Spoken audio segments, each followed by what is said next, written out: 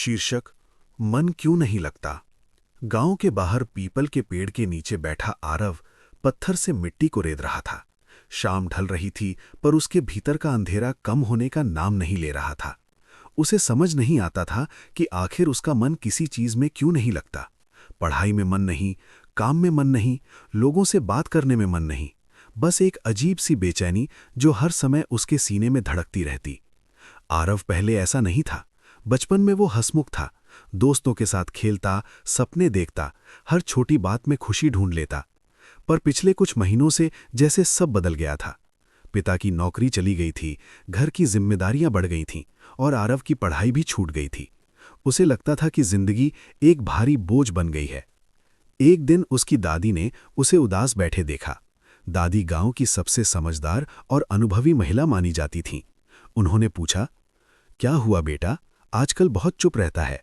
आरव बोला, दादी मेरा मन कहीं नहीं लगता, कुछ करने का मन नहीं करता, लगता है जैसे सब बेकार है। दादी मुस्कुराईं, चल मेरे साथ। वे उसे लेकर गांव के पास बहती छोटी नदी के किनारे गईं। वहां पानी धीरे धीरे बह रहा था। दादी ने कहा, इस पानी को देख, ये रुकता नहीं, बहता रहता है। अगर ये रुक जाए तो सड़ने लगेगा।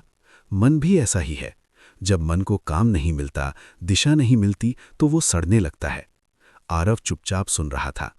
दादी ने आगे कहा, तू सोचता है कि तेरे पास कुछ नहीं है, पर तेरे पास समय है, सांसें हैं, शरीर है और सोचने की शक्ति है। ये सबसे बड़ी दौलत है। अगले दिन दादी ने उसे सुबह जल्दी जगा दिया। बोली, आज से हम एक नया नियम बनाएंगे, तू मेरे साथ खेत में चलेगा। पहले दिन आरव का मन बिल्कुल नहीं था, पर दादी के कहने पर वो चला गया। खेत में मिट्टी की खुशबू, उगते सूरज की रोशनी और पक्षियों की आवाज़ें उसके कानों में पड़ी। उसने महसूस किया कि इतने दिनों से वो घर में बंद होकर अपने ही विचारों में उलझा हुआ था। धीरे धीरे उसने खेत में काम करना शुरू किया। मिट्टी में हाथ लगाते हुए उसे अजीब सी शांति महसूस होने लगी। दादी ने कहा, काम सिर्फ पेट के लिए नहीं होता, मन के लिए भी होता है। कुछ दिनों बाद दादी ने उसे गांव के स्कूल में बच्चों को पढ़ाने भेजा। पहले तो वो हिचकिचाया, पर बच्चों के साथ समय बिताते बिताते उसे अच्छा लगने लगा। बच्चों की मासूम बातें, उनकी जिज्ञासा उसकी उदासी को हल्का करने लगी। एक दिन एक छोटे बच्चे ने उससे पूछा, भैया आप इतने चुप क्यों रहते हो, मुस्कुराते क्यों नहीं। उस सवाल ने उसे भीतर तक झकझोर दिया। उसे एहसास हुआ कि वो अपनी ही दुनिया में कैद हो गया था। उसने उस दिन तय किया कि वो रोज कुछ नया करेगा। कभी किताब पढ़ेगा, कभी किसी बुजुर्ग से बातें करेगा, कभी गांव के तालाब के पास बैठकर प्रकृति को देखेगा। धीरे धीरे उसका मन लगने लगा। उसे समझ आया कि मन का ना लगना बीमारी नहीं, संकेत है कि जीवन में कुछ बदलने की जरूरत है।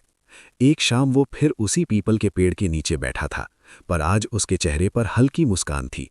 उसने सोचा, समस्या बाहर नहीं थी, भीतर थी। जब तक मैंने अपने मन को दिशा नहीं दी, वो भटकता रहा। दादी उसके पास आई और बोली, अब कैसा लगता है। आरव बोला, दादी अब मन लगता है, क्योंकि अब मैं उसे काम देता हूँ, उद्देश्य देता हूँ। दादी हंसी, याद रख, खाली मन सबसे बड़ा दुश्मन होता है, उसे व्यस्त रख, खुश रख। समय बीतता गया। आरव ने फिर से पढ़ाई शुरू की। गांव के बच्चों को पढ़ाने लगा, खेतों में काम करता और सबसे बड़ी बात, खुद को समझने लगा। उसे अब समझ आया था कि मन नहीं लगना कोई कमजोरी नहीं, बल्कि एक पुकार है, खुद को पहचानने की, जीवन को नई दिशा देने की।